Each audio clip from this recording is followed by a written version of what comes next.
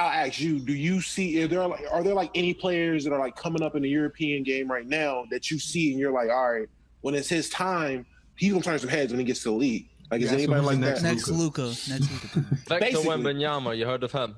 Who? Victor Wembanyama. How do you spell it? Doesn't seem marketable to me. Yeah, we don't know how to say that. 16-year-old. Into the compo, I'm pretty sure it's marketable. Listen, let me tell you about this kid, Victor Wembanyama. I heard that name before. How do you spell his last name? Bro, that's long. I'm not trying. Let me tell you about the guy. When he's the #1 pick in a few years, we'll come back to this pod, right? First of all, shout out to DKM for calling it. You know what I'm saying? But let me say this, because L clip, Bsolz ain't no ball. First of all, like I said earlier, admittedly, I don't keep up with college prospects coming into the league until they come into the league. All right? That's just me, okay? But the laughing shit, literally just replay it. The first laugh was me laughing at Wordu and Dom just saying, who? Who? That was the first laugh.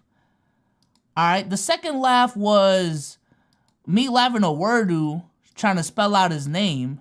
And the whole marketability shit, the context was, and DKM's in the chat, correct me if I'm wrong, I may need to revisit the podcast. We were just talking about the marketability of EU players and this idea that EU players aren't marketable enough.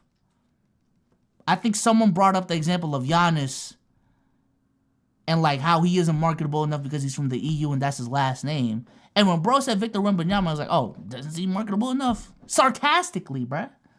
That's it, bruh. It was sarcastically. You know what I'm saying?